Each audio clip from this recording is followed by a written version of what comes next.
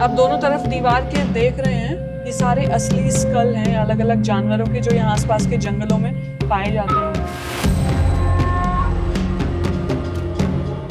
ये किसी जानवर का सर है, ये स्कल है किसी, ये तो दांत भी दिख रहे हैं इसमें। ये किसका है? I guess dog, cats, Wild cat. बिल्लियों को भी नहीं छोड़ा। Hunting is part of our culture. We don't hunt for fun. We hunt for eating, for living. ये कोनियक ट्राइब के किंग का घर है, राजा का घर। एक पैर इधर, अब मैं म्यांमार में हूँ, और एक पैर इधर, अब मैं इंडिया में हूँ। The king Yeats in Myanmar and स्लीप्स in India. तो राजा ने बोला कि अगर मैं पुराने दिनों में होता तो शायद मैं बहुत सारे हेड्स को हंट करता, लेकिन अब सिंस क्रिश्चियनिटी इज देयर तो इसलिए वो सारी चीजें छोड़ दी। संप्रेषण, संचार, इंफॉर्मेशन देने का एक जरिया ये भी है, साउंड। आप लोग रखते होंगे पैसे वैसे, जरूरी कागजात। कोनियक ट्राइब में इस लकड़ी के बैग के अंदर बारूद रखी जाती थी साहब। आप इतनी अच्छी हिंदी कैसे बोलते हो? स्कूल में भी थोड़ा सीखा, उसके बाद मूवी और गाना सुन के ओह, अच्छा बॉलीवुड मूवीज देखते हो? मूवी। गाना कौन सा सिंगर पसंद है? तू ही है मुझको बता दे, चाहो मैं आना, अपनी तो दिल को बता दे, चाहो मैं आना।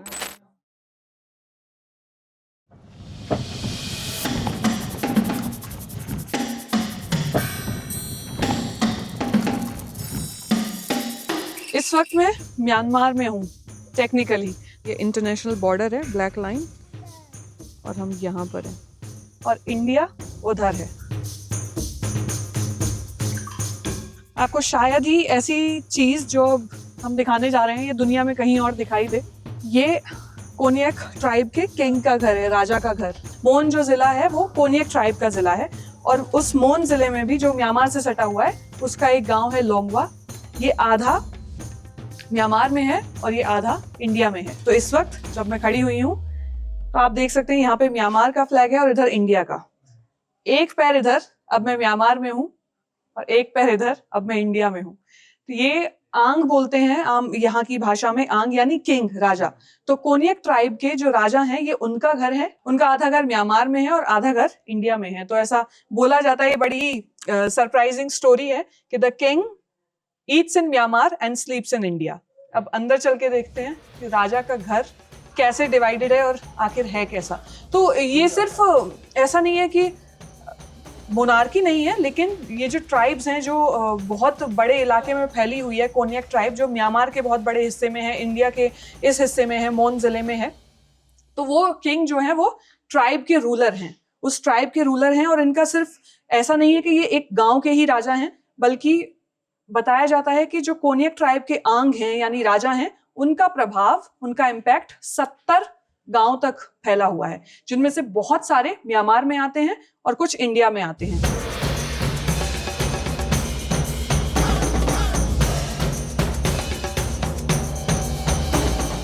So we are inside His Majesty's house.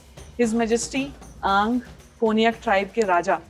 पहले मैं थोड़ा सा इसको देख लूं, समझ लूं। एक तो आपको इस ट्राइब में वुड कार्विंग बहुत ज्यादा दिखाई देगी, लकड़ी को कार्व करके कुछ कुछ शेप्स दी गई हैं, अलग अलग चीजें। This must be the dining table, right?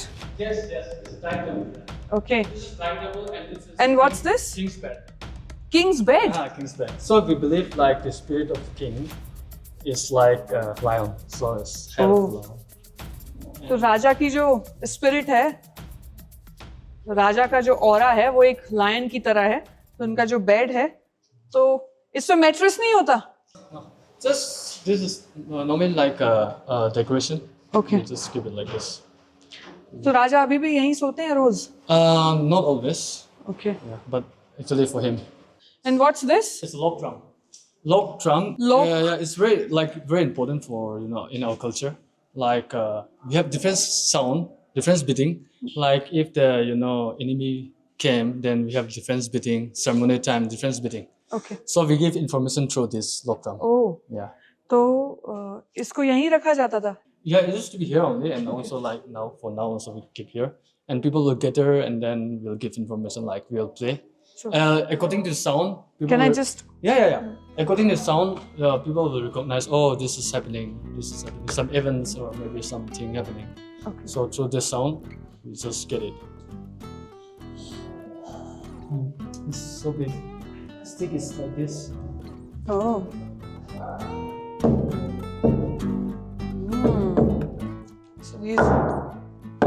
So different sounds, different Yeah. references Yeah. or meanings. Yeah. So a lot of people will stand here, like maybe 50 here, and Oh. each person have different beating, Oh. and then that's how you know. तो ये लकड़ी का एक drum है, traditional drum. So in Morong, Morong is like a school. So in Morong, every Morong have a log drum. We have 7 Morong in Longwa, and every Morong have a log drum. So in Morong, people will be there always, and then if anything happen, then we play, and people will just recognize, oh, this thing happening. So through this, we give information. Okay. तो संप्रेषण, संचार, information देने का एक जरिया ये भी है साउंड. पुराने वक्त में जब ट्राइब्स पर अटैक होता था तो लोगों को ये मैसेज देने के लिए कि वी आर अंडर अटैक, उसके लिए अलग बीटिंग है, उसके लिए अलग धुन होगी, किसी समारोह में अलग धुन होगी. और ऐसे ही कोन्याक ट्राइब में मोरंग एक स्कूल होता है, कह सकते हैं पंचायत आसान भाषा में, जो रेगुलेटरी बॉडी की तरह होती है एक ट्राइब में मोरंग. तो वहाँ पे लोगों को आके सिखाया भी जाता है और वहीं से कोई भी फरमान या कोई भी चीज़ जो इन्फॉर्म करनी है वो मोरंग के जरिए हुआ करती थी. आप दोनों तरफ दीवार के देख रहे हैं, ये सारे असली स्कल हैं अलग अलग जानवरों के जो यहाँ आसपास के जंगलों में पाए जाते होंगे. जैसे अफ्रीकन फॉरेस्ट में आपको बाइसन दिखता है, एक उसी की स्पेशी इसको कह सकते हैं. Yeah, bison. This is Mithun. Mithun. Mithun and bison are different. Okay. So this is Mithun. मिथुन. ये सारे रियल स्कल्स हैं और यहाँ पे पूरा अलग अलग जानवरों के. तो उन्होंने बताया कि जब भी कोई मोरंग यानी कि कोई पंचायत या कोई ग्रुप ऑफ पीपल या कोई व्यक्ति जब शिकार करके लाता था किसी का, तो राजा को भेंट के तौर पर उसका हेड यानी उसका सर दिया जाता था. लाइक किसी ने अगर मिथुन का शिकार किया, किसी ने बाइसन का किया, किसी ने डियर का किया, तो उसका सर जो है वो राजा को भेंट के तौर पे, प्रेजेंट के तौर पे दिया जाता था और राजा अपने घर को इस तरीके से सजाते थे. तो आप देख सकते हैं कि यहाँ पे कितने सारे हेड्स हैं, कितनी हंटिंग हुई होगी और लोगों ने वो राजा को भेंट स्वरूप दिए हैं. और प्लस अभी बहुत सारे तो खाली हैं. मतलब मैं देख रही हूँ कि ये किनारे पे, एक बार कैमरा इधर लाएंगे, ये देखिए, ये जो सरिया लगाई हुई है ये इसीलिए है कि इनको टंगाया जा सके. तो अभी बहुत सारे तो खाली हैं. अब तो बैन है क्योंकि हंटिंग अब नहीं कर सकते लोग इस तरीके से, लेकिन ये पुराना सब लगा हुआ है. ये सींग है अलग अलग जानवरों के. अब जरा इस वाले को देखिए, कितना बड़ा है ये, कितना ह्यूज है. कई बार हम इन चीज़ों को बहुत अलग तरीके से देखते हैं, लेकिन ये इनके जनजातीय इतिहास, इनकी संस्कृति, इनकी परंपराओं का एक हिस्सा है कि जो लोग जंगल में रहते हैं, जो मेन लैंड से बिल्कुल कटे हुए हैं, जिनको नहीं पता कि दिल्ली क्या होती है, वो परसों से ऐसे ही रहते आ रहे हैं. ऐसे उन्होंने सर्वाइव किया है जंगल में, सर्वाइवल ऑफ द फिटेस्ट. तो सोचिए कि इतने बड़े बड़े जानवरों को भी हंट करके इन लोगों ने अपनी बहादुरी के प्रमाण के तौर पर यहाँ पर लगाया हुआ है. जो कोन्याक ट्राइब है उसके कुछ लास्ट हेड हंटर्स ही बचे हैं. लास्ट हेड हंटर्स यानी दुनिया में अब आपको वो जनजाति, वो हेड हंटिंग करने वाले लोग और कहीं नहीं मिलेंगे. वो ट्राइब मिलेगी, कोन्याक्स यहाँ पर हैं ट्राइब, लेकिन अब जो उनकी जो नई पीढ़ी है वो ये सब नहीं करती है. अंदर चले.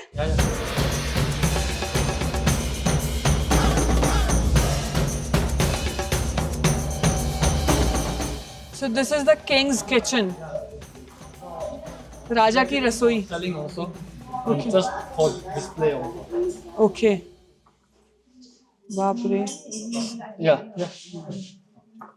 this means like in the olden Hunted days. 3 heads. Yeah, 103 heads. Okay. You don't the warriors won't say like, you know, I chop this much. But looking by this, you will just recognize, oh. So all these beads belong to the queen. Yeah. रानी मुझे तोहफे में नहीं दे सकती है. You can try wear it. Ask her.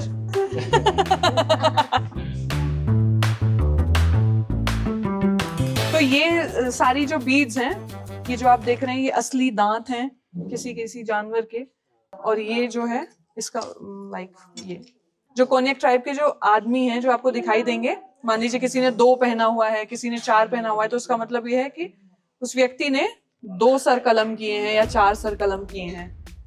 Hunted 4 heads or 2 or 3.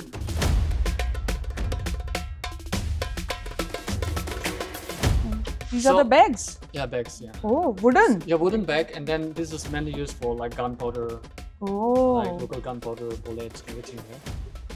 It's also like this. okay. Wow. Hi. Leather bags are overrated. ये लकड़ी का है और आपको देखने में लेकिन लगेगा लेदर का ही. आप लोग रखते होंगे पैसे वैसे जरूरी कागजात. कोन्याक ट्राइब में इस लकड़ी के बैग के अंदर बारूद रखी जाती थी साहब. कितना कितना रिच कल्चरल हेरिटेज है, कितना कितना जो इतिहास है इतना पुराना, और ये भी देश का ही हिस्सा है सब कुछ. जैसे हम बोलते हैं ना, you belong to my tribe, you are my vibe, तो उसी तरीके से मतलब कोई भेद नहीं है. राजा का घर है, अगर आप देखेंगे दूसरे शासकों को अगर देखेंगे या दूसरे काल की अगर हम बात करेंगे, तो राजा का घर सबसे ज्यादा लेविश और सबसे ज्यादा प्रोटेक्टेड हुआ करता था. ऐसा यहाँ भी है, लेकिन यहाँ पे क्या है कि उस ट्राइब के लोग राजा के घर में आ सकते हैं, बैठ सकते हैं, खाना खा सकते हैं. इट्स नॉट लाइक के दीवाने आम अलग है और दीवाने खास अलग, ऐसा नहीं है. किचन मतलब लोगों के इतने बड़े कभी घर होते होंगे, लेकिन ये केवल किचन है इतना बड़ा. मुझे देखकर समझ के ये लग रहा है कि इस ट्राइब में किचन सबसे ज्यादा इंपॉर्टेंट रोल प्ले करती होगी. Is it so? हाँ, क्योंकि शायद सारे discussions Yeah. Over meals. Everything we do in the kitchen, like for chatting, for everything, like for cooking. We go to room only for sleeping, but kitchen is like more important. तो जो living area है वो kitchen है. Utilisation देखिए चीजों का. नीचे fire place है और ये इतनी बड़ी है, यहाँ से यहाँ तक उसमें एक लोहे का चीज लगी हुई है. एक साथ कई सारी चीजें यहाँ पकाई जा सकती हैं. लाइक आपने केतली यहाँ रखी, कुकर यहाँ रखा या पतीली यहाँ रखी, उस पर कई सारी चीजें बन गई. अब इससे जो धुआं उठ रहा है वो इस पूरे किचन में उसका इम्पैक्ट दिख रहा है. ऊपर जो छत काली हो चुकी है, जो भी चीजें यहाँ टंगी हुई हैं वो सब धुएं से काली, उन पे जम चुका है ऑयल या धुएं का जो गाढ़ापन है. इसको अगर मैं छू के देखूं तो अब यहाँ पे क्योंकि तपक लगेगी, धुआं उठेगा, तो ये जगह वार्म रहेगी, गर्म रहेगी. तो यहाँ लकड़ी सुखाने का काम, स्टोर करने का काम. अब यहाँ पे ये स्टेजेस बनी हुई है अलग अलग. इसमें क्या है कि जो भी चीज, गोश्त यहाँ सुखाया, उसको स्टोर किया, मिर्च सुखाई यहाँ लटका कर, लकड़ी सूख ही रही है, सीलन खत्म हो जाएगी. Then they used to store all these things in ये बैम्बू बैग्स में. अब ये स्टोरेज के लिए है. ये सब धुएं से काला हो चुका है. ये किसी जानवर का सर है, ये स्कल है किसी, ये तो दांत भी दिख रहे हैं इसमें. ये किसका है? I guess dog. Wild cat. Cats. Yeah, different. Wild cat. बिल्लियों को भी नहीं छोड़ा. किसी को नहीं छोड़ता. हाँ? अच्छा, मतलब everything which is moving. Yes, we eat it. ये स्किन है. यह मिथुन का स्किन है. मिथुन का स्किन प्रिजर्व करने के लिए रखता है. अगर आग के ऊपर, धुआं के ऊपर रखता है तो ये खराब नहीं होता है. कीड़े होता है, वो कीड़े वगैरह खा नहीं पाता है उसको. Okay. And then we eat also this one. ये Yeah. हाँ, उसको इसको खाएंगे हाँ, आप? कैसे? निकल के पानी में सोक करके पानी में रखेगा और क्लीन करके खाएगा. So कब खाएगा? yeah, hunting. जब मन जाए वो. Hunting is part of our culture. We don't hunt for fun. We hunt for eating, for living. Like how can we afford like good food all the time? We live in the jungle. We have road, electricity, this thing. Very much recently. So we have to eat everything. No. So every lives and every living. So yeah, we do hunting. Hunting is part of our culture. Okay. तो hunting मतलब शिकार वो इसलिए नहीं करते थे कि fun है, शिकार करना है, बल्कि आप खुद सोचिए कि जब इतने घने जंगलों में कोई जनजाति, कोई ट्राइब या कोई रह रहा है इंसान, तो सर्वाइवल के लिए क्या करेगा?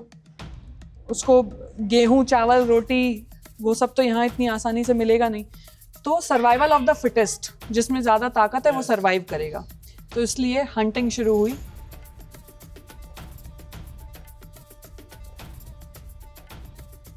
सिट ना प्लीज।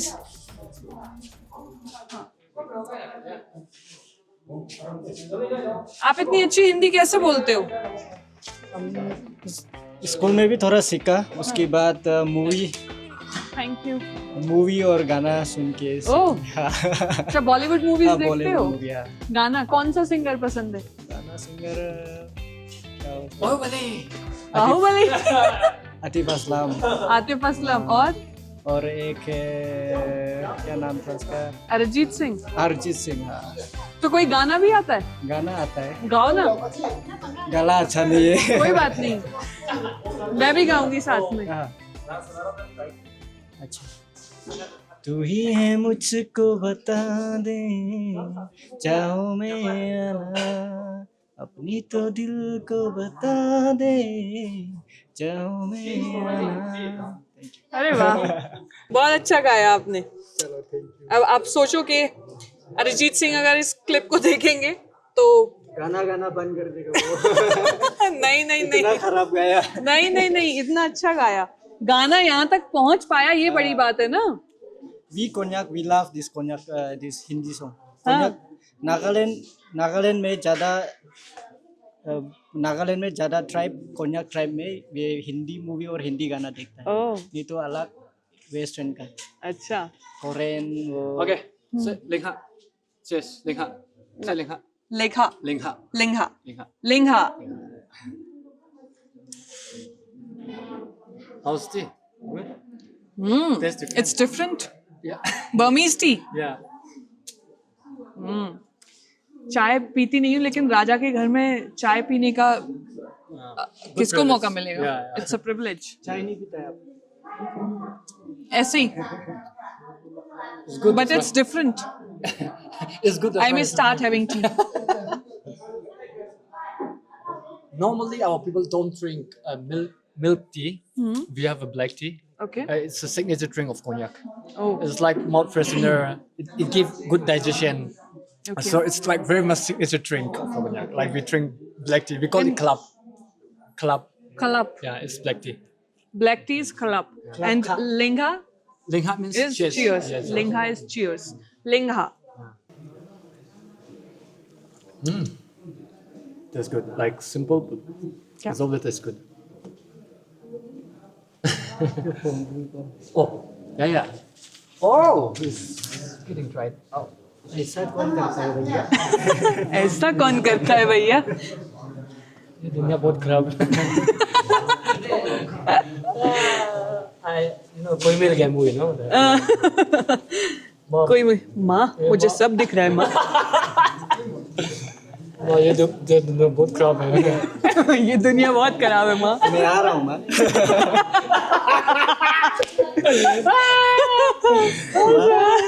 मैं आ रहा हूँ माँ। दिल्ली गए हो कभी? जल्दी नहीं गया। नहीं।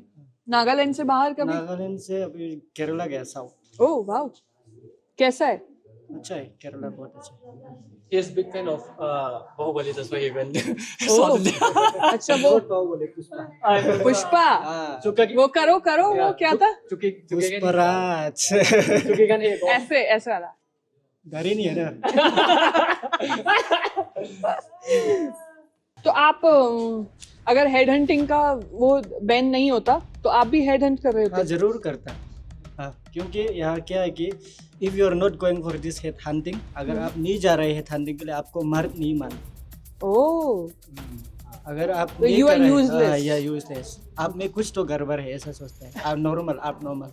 तो फिर अभी तो छोटा मोटा शिकार करने के लिए जाता होगा जंगल में? हाँ जाता है। क्या किया है शिकार अभी तक? हाँ किया है, छोटा मोटा बर्ड्स, अच्छा। स्क्विरल, ग्रीन ओह। पिजन, ऐसा। क्या है कि जंगल पे डिपेंड करता है, फायरवुड के लिए, सब्जी के लिए, मीट के लिए हम लोग पूरा जंगल में डिपेंड करता है। ऐसा ना, पहले ऐसा है कि we didn't have this shop and all, market नहीं था, तो क्या करता था, हम लोग जंगल में डिपेंड करता था, तो उसका आदत हो गया। और अभी भी ऐसा, फिर भी अभी थोड़ा प्रिजर्व कर रहा है हम लोग। अभी सीजन में, ब्रीडिंग सीजन में हंटिंग नहीं करते हैं। ओह, अभी so is this the breeding season or hunting season? This is breeding season. October winter में हंटिंग करते हैं हम लोग, समर में हंटिंग नहीं करते। राजा कभी ऐसे नहीं बोलते क्या इतनी भीड़ लगा रखी घर में? नहीं, उसका तो आदत हो गया। अगर लोग नहीं आता है तो सोचता है क्या हो गया। तो लोग तो आते रहते हैं दिन भर, ऐसा रात में भी बैठता है। तो राजा कौन बनेगा ये कौन बताता है? राजा Only his son. राजा हेरिटेटरी होता है वो। ओके हाँ, उसका बेटा ही बन सकता है। Okay The king can married with like a lot of wives. Hmm Wives, they're different. Queen is different. So the queen should be from the powerful village. Okay And we have 35 something villages under our king. So all of them will decide which village queen will be our king, or king queen. Okay So that queen's son will be the king, and the queen daughter will be the queen.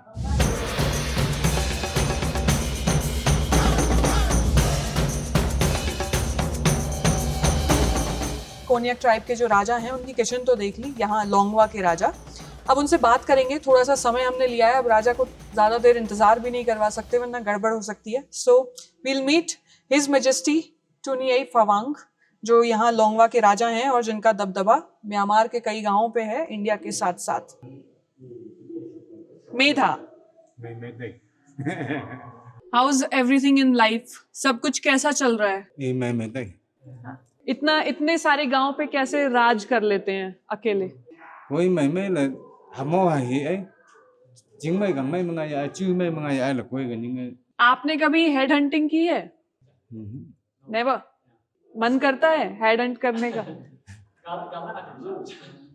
chế ở chính mấy gần mấy cái cha cha phải peace नहीं आना तू तो Christianity आने के बाद, मतलब क्योंकि tribes का कोई रिलीजन तो होता नहीं था, लेकिन यहाँ पे अमेरिकन मिशनरी सबसे पहले आया और क्रिश्चियनिटी एक्सेप्ट करने के बाद जब ट्राइब्स कन्वर्ट हुई तो यहाँ पे उन्होंने फिर ये हेड हंटिंग जैसी चीज़, क्योंकि इसको उस धर्म में किसी को मारना काटना खराब समझा जाता था, तो इसलिए लोगों ने, जो कोनियक ट्राइब्स हैं, जो हेड हंटर्स हैं, उन्होंने हेड हंटिंग छोड़ दी, क्योंकि उनको ये बताया गया कि दिस इज नॉट गुड।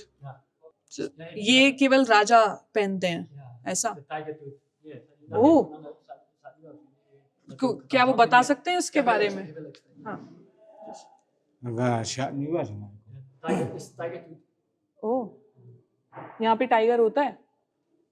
होता था, सारा मार दिया, सब पेट के अंदर है। So this one represents Myanmar, Burma, this one Longwa, जहाँ पर अभी हम हैं, and this one India. तो significantly, Longwa is the bridge between Burma and India, क्योंकि लोंगवा म्यांमार में भी है और बर्मा में भी है। तो ये जो 3 हेड्स आपको उनके गले में दिख रहे हैं, ये राजा का ऑर्नामेंट है, तो ये पास होता होगा जनरेशन टू जनरेशन। ओके, सो तो राजा खुश होते हैं तो तोहफा नहीं देते किसी को?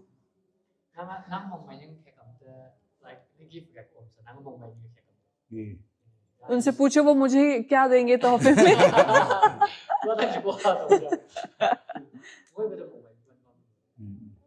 What? nó mới biết tới cho mong mày I like the tourist came. Like he says, like most welcome to anyone who wants to come. कुछ तोहफे में नहीं दे पाएंगे, लेकिन आपका स्वागत है।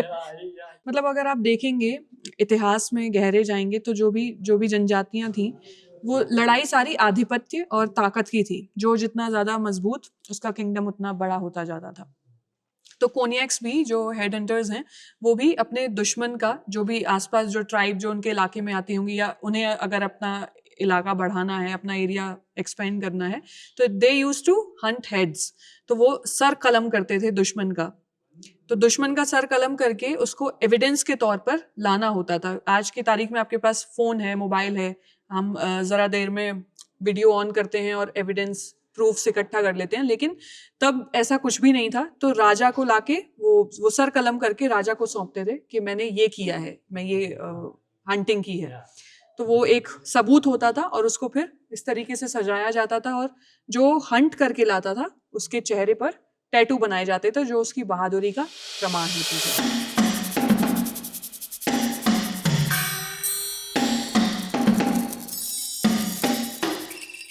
ये बॉर्डर पिलर की तरफ जाने का रास्ता है, बहुत ही ऊबड़ खाबड़।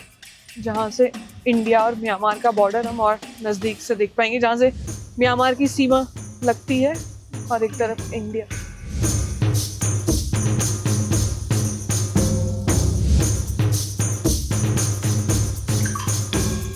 ये है बॉर्डर पिलर 154। 104 सीढ़ियां चढ़ के हम इस तक पहुंचे हैं और ये डिवाइड करता है, मतलब ये जिस पोजीशन पे है इसके इस तरफ बर्मा यानी म्यांमार है, इस वक्त मैं म्यांमार में हूँ, और इस तरफ इंडिया है। इस पिलर पे अगर आप देखेंगे तो इस तरफ बर्मीज में लिखा हुआ है ये पिलर 154, और इस तरफ अगर आप आएंगे तो यहाँ इंग्लिश में लिखा हुआ है India and 154 BP, the border pillar 154। Fencing नहीं है, कोई ऐसी लाइन ऑफ कंट्रोल या इंटरनेशनल बॉर्डर को डिफाइन करने वाली कोई बाड़ नहीं लगाई गई है अभी तक। तो यहाँ इंडिया के जो लोग हैं वो बर्मा की तरफ यानी म्यांमार की तरफ भी जाते हैं, और जो म्यांमार के लोग हैं वो इधर लोंगवा में इधर भी आते हैं। कई हमने बर्मीज बाइक भी यहाँ चलती हुई देखी बिना नंबर की, जो केवल लोंगवा में चल सकती हैं, लोंगवा से आगे वो नहीं जा सकते। तो यहाँ पे ऐसा ट्रांजिट होता रहता है, मतलब इधर के लोग इधर आते हैं, बाजार में आते हैं, लोगों से मिलते भी हैं, और इधर के लोग यहाँ जाते हैं। तो ये बड़ा ही इंटरेस्टिंग है, ऐसा आपको कहीं और देखने को नहीं मिलेगा पूरी दुनिया में। और क्योंकि जब ब्रिटिशर्स थे तो ये लाइन कुछ मनमाने ढंग से खींची गई, ये लोग ऐसा मानते हैं। When it comes to internal security and regulations, तो ऐसी सिचुएशन में ऐसे इलाकों पे उसको मेंटेन करना, उसको बना पाना, लोगों को समझा पाना भी बहुत मुश्किल होता है, क्योंकि इनके लिए इंटरनेशनल बॉर्डर्स या हमारे लिए जो सरहदें हैं वो इनके लिए मायने नहीं रखती। इनके लिए अपने कबीले, अपनी परंपराएं, इनके लिए अपने ट्राइबल कल्चर और जो जनजातीय सीमाएं हैं वो ज़्यादा मायने रखती हैं। तो अब नागालैंड के कॉन्टेक्स्ट में हमें दो चीज़ें समझना बहुत ज़रूरी हो जाता है। जब हम ऐसे बॉर्डर की बात कर रहे हैं तो हम सिर्फ इसलिए नहीं आए कि हम आपको ये दिखा सकें कि लोंगवा जैसा एक गांव है जो आधा इंडिया में है आधा इधर है, और वहाँ पे कोई फेंस नहीं है, सिर्फ इसलिए नहीं बल्कि कॉम्प्लेक्सिटी को समझना भी हमारी एक ज़रूरत बन जाती है। तो इस कॉन्टेक्स्ट में हम बात करेंगे FMR की यानी फ्री मूवमेंट रेजीम, और हम बात करेंगे 371A की, मतलब जो कॉन्स्टिट्यूशन में कुछ स्टेट्स को स्पेशल प्रोविजंस मिले हुए हैं। तो नागालैंड को 371A के तहत स्पेशल प्रोविजन है कॉन्स्टिट्यूशन में, उसका क्या इम्पैक्ट है, क्यों है, और उसकी ज़रूरत क्यों होती है ऐसे स्टेट्स में, उसको भी समझेंगे। फिलहाल यहाँ पे हवा बहुत तेज़ चल रही है तो हम थोड़ा नीचे जाके इस पर बात करेंगे। चलिए, FMR है फ्री मूवमेंट रेजीम। तो ये दोनों तरफ के लोगों को एक दूसरे के इलाके में आने की इजाज़त देता है। एक व्यवस्था है, एक द्विपक्षीय समझौता इसको कह सकते हैं। क्योंकि लोंगवा का अगर मैं एग्जांपल लेती हूँ तो लोंगवा में कोनियाक ट्राइब जो है वो म्यांमार की तरफ भी है और इंडिया की तरफ भी है। तो FMR उनको ये इजाज़त देता है, ये सहूलियत देता है कि म्यांमार से लोग इंडिया आ सकें और इंडिया वाले म्यांमार जा सकें। तो FMR की किसी वक्त पे सीमा 40 किलोमीटर का दायरा जो है इसके तहत हुआ करता था, लेकिन 2004 में इसको घटा के 16 किलोमीटर तक कर दिया गया। अब इसकी लिमिट 10 किलोमीटर की कर दी गई है और 7 दिन का समय तय कर दिया गया। तो भारत की तरफ से अगर किसी को म्यांमार की तरफ जाना है तो उसके पास FMR के तहत इस वक्त 10 किलोमीटर का दायरा और 7 दिन की सीमा है, यानी 7 दिन तक वो व्यक्ति यहाँ रह सकता है और 10 किलोमीटर के दायरे तक जा सकता है। इसको लिमिट किया गया है, पहले ये और भी ज्यादा थी। बिना पासपोर्ट और वीजा के बॉर्डर पास बनता था और वो दिखाना होता था और वो लोग जा सकते थे। ये इसलिए भी जरूरी था क्योंकि उनकी परंपराएं, उनकी जनजातीय पहचान को बनाए रखने के लिए, उनके सांस्कृतिक जो रिचुअल्स हैं उनको बरकरार रखने के लिए ये इन कबीले के लिए या ट्राइब्स के लिए बहुत इंपॉर्टेंट हो जाता है। दूसरी चीज़ ये कि बहुत सारी लैंड, यानी लोंगवा गांव के लोग जो इंडिया की तरफ रह रहे हैं उनकी बहुत सारी ज़मीन म्यांमार की तरफ है, तो उन्हें खेती के लिए, और यहाँ पे लोगों के पास कोई ऐसा खास रोजगार नहीं है, खेती पर ही वो डिपेंडेंट हैं, खेती पर ही निर्भर हैं। और सबसे बड़ी बात ये कि वो लोग शिफ्ट फार्मिंग करते हैं, यानी झूम खेती जिसको हम बोलते थे कि एक लैंड पे खेती की, उसके बाद उसको छोड़ दिया, फिर दूसरी जगह पे खेती की, फिर जो खेती की उसके रेजिड्यू को आग लगा के छोड़ देते थे ताकि उर्वरता बनी रहे, और फिर दूसरी जगह पर खेती करते थे, लैंड को रेस्ट कर देते थे। तो ये पुराना तरीका था खेती का जो यहाँ आज भी होता है। लेकिन अब भारत सरकार यहाँ फेंस करना चाहती है, बाड़ लगाना चाहती है जो इंटरनेशनल बॉर्डर है म्यांमार और इंडिया का, उस पर। इसलिए ज़रूरी है इंटरनल सिक्योरिटी, खासकर जब इंसर्जेंसी या इंसर्जेंट ग्रुप्स यहाँ पर अक्रॉस द बॉर्डर एक्टिव हैं। बहुत सारे सरकार के साथ सीज फायर में हैं समझौते के तहत, लेकिन बहुत सारे ऐसे हैं जो अभी भी अक्रॉस द बॉर्डर एक्टिव हैं। दूसरी चीज़ ये कि नशीले पदार्थों की तस्करी, खासकर जो गोल्डन ट्रायंगल जो एरिया है वो इन स्टेट्स के लिए, हमारे जो नॉर्थ ईस्टर्न स्टेट्स हैं, नागालैंड हुआ, मणिपुर या मिज़ोरम, तो गोल्डन ट्रायंगल से जो तस्करी जो होती है वो उस लिहाज से ये स्टेट्स बहुत क्रूशियल हो जाते हैं। म्यांमार में 2021 में जो मिलिट्री कू हुआ, तख्ता पलट हुआ, उसके बाद से बहुत सारे शरणार्थी इन स्टेट्स में आकर उन्होंने रेफ्यूज लिया। तो उसको ध्यान में रखते हुए, क्योंकि जब हम बात करते हैं इंटरनल सिक्योरिटी की या फिर कबीलों की या ट्राइब्स की, उनकी परंपराओं की रक्षा के लिए, उनकी रक्षा के लिए, तो ये भी ज़रूरी हो जाता है कि उनका जो डेमोग्राफिक बैलेंस है वो भी बना रहे। तो इसलिए फेंसिंग लगाना, मतलब बाड़ लगाना यहाँ पे बहुत ज़रूरी हो गया है और सरकार उसी की तैयारी में है। अरुणाचल प्रदेश में ये शुरू भी हो गया है, यहाँ भी कुछ समय में बाढ़ लगेगी, लेकिन स्थानीय लोगों का ये कहना है कि ये उनके लिए, उनकी जनजातीय पहचान के लिए, सांस्कृतिक मूल्यों के लिए खतरा है, क्योंकि उनकी बहुत सारी ज़मीन वहाँ म्यांमार में है, उनको परेशानी होगी, जिसकी वजह से इसका विरोध भी हो रहा है।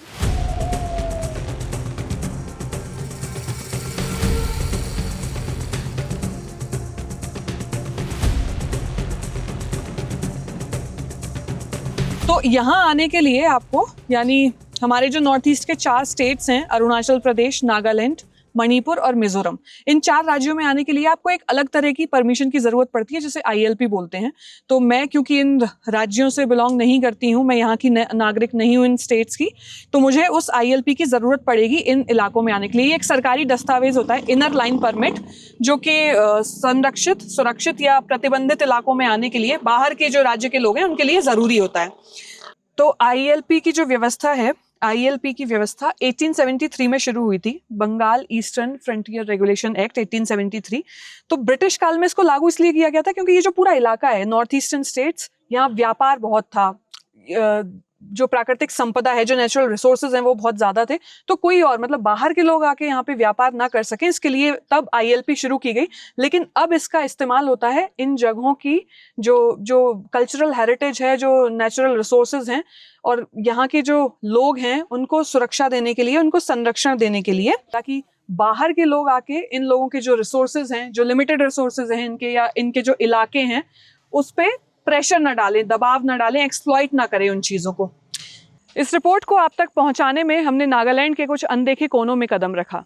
हमने उन कहानियों को सुना जो यहाँ हवा में घुली हुई हैं, उन चेहरों को देखा जो इतिहास के आईने हैं, और इसके साथ ही उस अनोखे संतुलन को समझने की कोशिश की जहाँ एक राष्ट्र के अंदर ही एक अनोखी जनजातीय पहचान अपनी पूरी गरिमा के साथ फल फूल रही है। ये महज एक भौगोलिक सीमा की कहानी नहीं, बल्कि मानवीय चेतना को समझने की यात्रा थी। तो जिसकी ये कोशिश आपको पसंद आई हो तो वीडियो को लाइक कीजिएगा और चैनल को सब्सक्राइब कीजिएगा। मैं मेधा फिर मिलूंगी आपसे हिंदुस्तान के किसी दूसरे गाँव, शहर या बॉर्डर पर किसी और कहानी के साथ। तो बर्मा में, यानी म्यांमार में जो दुकान है अभी सड़क के इस तरफ, यहाँ मुझे ये किंग चिली दिखाई दी, राजा मिर्चा। दादा एक चख सकते हैं? ये जो राजा मिर्चा है, किंग चिली, ये दुनिया की सबसे ज्यादा तीखी मिर्चों में से एक मानी जाती है। मैं अपने रिस्क पे इसको टेस्ट करूंगी।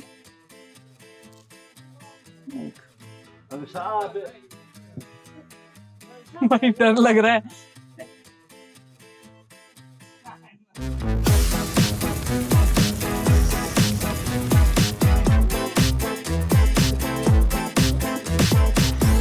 सब हंस रहे हैं देख के। अब और नहीं खाई जाएगी। क्या चाहिए?